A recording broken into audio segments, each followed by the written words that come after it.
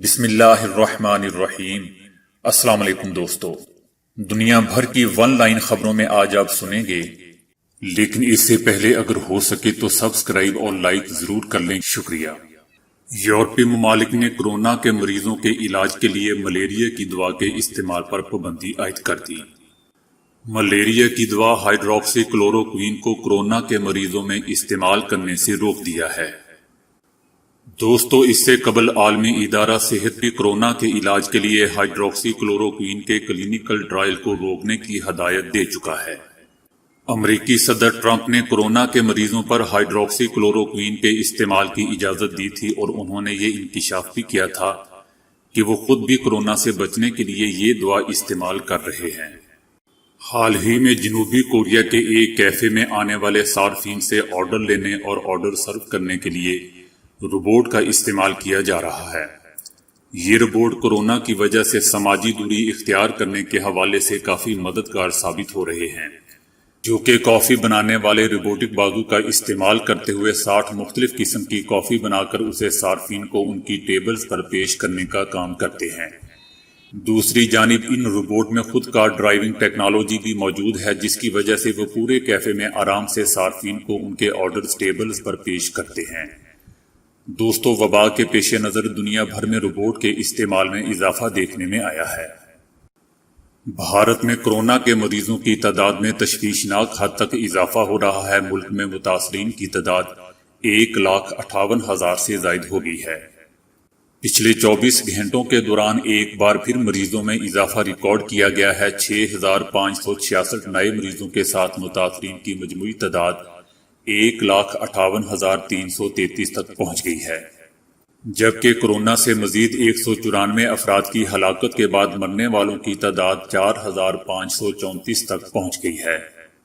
بھارتی ریاست مہاراشٹر کورونا سے سب سے زیادہ متاثر ہوئی ہے۔ مہاراشٹر میں پچھلے 24 گھنٹوں میں 2,190 نئے کیسز سامنے آئے ہیں، جس سے ریاست میں اب تک متاثرہ لوگوں کی تعداد بڑھ کر 56,948 ہو گئی ہے۔ ریاست مہاراشٹر میں کورونا سے اب تک 1,897 افراد ہلاک ہو چکے ہیں۔ پاکستان میں کورونا کے مریضوں کی تعداد بڑھ کر 61,227 جبکہ مجموعی اموات کی تعداد 1,260 ہو گئی ہے۔ National command and operation centre کی جانب سے جاری اعداد و شمار کے مطابق پچھلے 24 گھنٹوں کے دوران ملک بھر میں کورونا کے مزید 2,076 مریض رپورٹ ہوئے ہیں، جس کے بعد ملک میں کورونا کے مریضوں کی تعداد بڑھ کر 61,227 ہو گئی ہے۔ نیوزی لینڈ میں مسلسل 6 روز سے کورونا کا کوئی نیا کیس رپورٹ نہیں ہوا ہے، جس کے بعد نشاندہی شدہ اور ممکنہ مریضوں کی تعداد 1,504 برقرار ہے، جبکہ نیوزی لینڈ میں کورونا سے ہلاکتوں کی تعداد 22 ہو گئی ہے۔ روس نے طویل فاصلے پر نشانہ بنانے اور ریڈار کی نظروں سے بچنے والے طیارے بنانے شروع کر دیے ہیں۔ روس میں طیارے بنانے والے ایک کارخانے میں ان طیاروں کے ساز و سامان بنانے کا کام شروع ہو چکا ہے۔ روس کے عہدیداروں نے ناموں کا اعلان نہیں کیا ہے۔ ان کا کہنا تھا کہ 6ٹھی نسل کے یہ طیارے 2021 کے آخر تک بن کر تیار ہو جائیں گے۔ سعودی عرب حکومت نے کورونا کے حوالے سے عائد پابندیوں میں مرحلہ وار نرمی کیے جانے پر مساجد میں جمعہ اور جماعت کی نمازوں کی ادائیگی کے لیے نئے ضوابط کا اعلان کرتے ہوئے کہا ہے کہ جمعہ کی نماز اور خطبہ 15 منٹ کا ہوگا۔ تمام مساجد اذان سے 15 منٹ قبل کھولی جائیں گی اور نماز کے 10 منٹ بعد بند کر دی جائیں گی۔ اذان اور اقامات کے مابین وقفہ 10 منٹ کا کیا جائے گا۔ تمام مساجد میں نماز کے اوقات میں کھڑکیاں اور دروازے کھلے رکھے جائیں گے۔ مساجد سے قرآن کریم اور کتب عارضی طور پر اٹھا لی جائیں گی۔ مساجد کی صفوں میں ہر نمازی کے درمیان کم از کم 2 میٹر کا فاصلہ برقرار رکھا جائے گا۔ ایک صف سے دوسری صف کے درمیانی فاصلہ ایک صف کے برابر رکھا جائے گا، یعنی اگر کسی مسجد میں 6 صفیں بنتی تھی تو وہاں 3 صفیں بنائی جائیں گی۔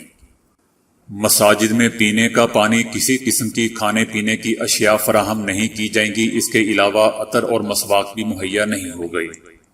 سعودی عرب نے اتوار 31 مئی سے اندرون ملک پروازوں کی بحالی کا اعلان کیا ہے اور کہا ہے کہ سرکاری شعبے کے ملازمین بھی اسی تاریخ سے بتدریج اپنے دفاتر میں آنا شروع ہو جائیں گے اور 14 جون تک تمام سرکاری عملہ دفاتر میں مکمل طور پر حاضر ہو جائے گا۔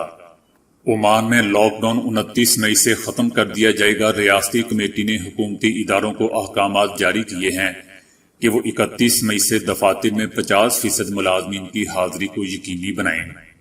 वाशिंगटन के मेयर ने ऐलान किया है कि शहर में कोरोना में कमी के बायस लॉकडाउन में नरमी की जा रही है। रेस्टोरेंट्स और दीगर कारोबार समाजी दूरी को मद्देनजर रखते हुए खोले जा रहे हैं। अमेरिका ने कहा है कि चीन के नाफिज करदा नए एक्ट के बाद अब हांगकांग की खुद मुख्तार हैसियत नहीं रही, जिसके बाद हांगकांग और अमेरिका के दरमियान अरबों डॉलर की तिजारत खतरे में पड़ गई है। वजीर खारजा माइक पोम्पियो ने कहा है कि कोई भी समझदार शख्स जमीनी हकाइक को देखते हुए अब ये बात नहीं कर सकता कि हांगकांग को चीन से खुद मुख्तार हैसियत हासिल है। उन्होंने कहा कि सीनियर अमरीकी सफीर कह चुके हैं कि चीन की मुतल्लिका कानून साजी हांगकांग की खुद मुख्तारी के ताबूत में आखिरी कील साबित होगी। अमेरिका ने पिछले साल हांगकांग के मुजाहिरीन के लिए इंसानी और जमहूरी हकूक पर एक कानून पास किया था। माइक पोम्पियो का कहना है कि उसी कानून के तहत अमेरिका को हर साल चीन से हांगकांग की खुद मुख्तारी की निशानदेही करना होती है। हांगकांग की खुद मुख्तारी से मुतल्लिक फैसला खुशकुन नहीं है। अब ये वाज़ेह है कि चीन हांगकांग को अपने ज़ेरे तसल्लुत ला रहा है। भारत के शुमाल मशरकी रियासत आसाम में बुध को हुकाम के मुताबिक तकरीबन 2 लाख अफराद सैलाब से मुतासिर हुए हैं। सैलाब से रियासत के 7 अजला मुतासिर हुए हैं, जिनमें खड़ी फसलों को नुकसान पहुंचा है और सड़क के राब्ते मुअत्तल हो गए हैं। मकामी महकमा मौसमियाती मरकज के मुताबिक आइंदा 4 दिनों के दौरान इलाके में शदीद बारिशों की पेशगोई की गई है। मानसून मौसम के दौरान आसाम में सैलाब हर साल आते हैं। सैलाब ऐसे वक्त में आए हैं जब भारत कोरोना का सामना कर रहा है। मुत्तहिदा अरब अमारात के वली अहद ने ऐलान किया है कि कोरोना की वबा में कमी के बाद सरकारी सरगर्मियां बहाल की जा रही हैं। 31 मई अतवार के रोज अमारात के सरकारी और हुकूमती दफातर में मुलाजमीन की 50% हाजिरी होगी और 14 जून तक सरकारी दफातर में 100% हाजिरी को यकीनी बनाया जाएगा। पाकिस्तानी नजाद बरतानवी खातून राफिया अरशद हिजाब पहनने वाली पहली जज तैनात कर दी गई हैं। पाकिस्तानी नाजाद खातून राफिया अरशद हिजाब पहनने वाली पहली जज बन गई हैं। 40 साला राफिया अरशद पिछले 17 साल से कानून के शोबे से मुंसलिक हैं।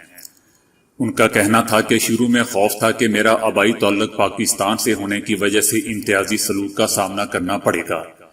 उनका कहना था कि बहुत सारी हिजाब पहनने वाली खवातीन ने मुझे मुबारकबाद के खतूत लिखे हैं। मेरी तैनाती से बाहिजाब खवातीन का हौसला बढ़ा है।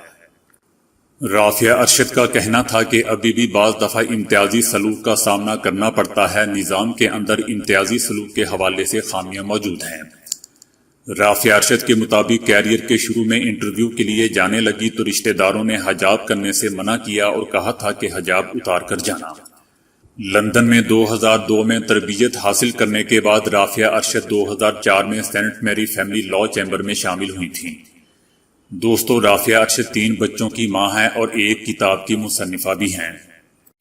सदर ट्रंप ने ट्विटर वेबसाइट पर अमेरिका में कदामत पसंद तबके की आवाज दबाने का इल्जाम लगाते हुए उन्हें नए ज़ाब्तों का पाबंद करने या मुकम्मल बंदिश की धमकी दी है। उन्होंने कहा कि समाजी राब्ते के प्लेटफॉर्म कदामत पसंदों की आवाज दबाते हैं। उन्हें ऐसा करने देने से पहले हम उन पर सख्त ज़ाब्ते लागू करेंगे या उन्हें बंद कर देंगे। उन्होंने मजीद कहा कि इन प्लेटफॉर्म्स ने 2016 में ऐसी ही नाकाम कोशिश की थी और इस बार वो ज्यादा सफाई से ये काम करना चाहते हैं। इंग्लिश क्रिकेटर बेन स्टोक्स ने वर्ल्ड कप में भारतीय टीम के जानबूझकर हारने का इंकशाफ करके नया पंडोरा बॉक्स खोल दिया है। बरतानवी क्रिकेटर ने अपनी किताब में लिखा है कि वर्ल्ड कप में इंग्लैंड के खिलाफ 338 रन के तआक़ुब में भारतीय टीम की अप्रोच हैरानकुन थी। उन्होंने लिखा कि खास तौर पर धोनी और विराट कोहली ने बड़े स्ट्रोक्स खेलने की बजाय सिग्नल पर ज्यादा इक्तफा किया। सिर्फ 5 विकेटें गिरी थी कि अगर वो चाहते तो बआसानी आखिरी ओवर्स में बड़ी हिटिंग कर सकते थे, लेकिन ऐसा देखने में नहीं आया। उन्होंने लिखा है कि वो इस मैच में इंग्लैंड को हराकर वर्ल्ड कप से बाहर कर सकते थे, लेकिन शायद सेमीफाइनल में पाकिस्तान का सामना नहीं करना चाहते थे, इसलिए मैच हारकर न्यूजीलैंड से खेलना उनका प्लान था। भारतीय क्रिकेट बोर्ड ने इस मामले पर तबसरा करने से गुरेज किया है। दोस्तों, 2019 के वर्ल्ड कप में इंग्लैंड ने भारत के खिलाफ अपने मैच में टॉस जीतकर پہلے بیٹنگ کا فیصلہ کیا اور مقررہ 50 اوورز میں 337 رنز بنائے تھے، جبکہ بھارتی ٹیم مقررہ 50 اوورز میں 5 وکٹوں کے نقصان پر 306 رنز ہی بنا سکی تھی۔ مبصرین اور شائقین نے بھی بھارتی بلے بازوں کے انداز پر سوال اٹھائے تھے۔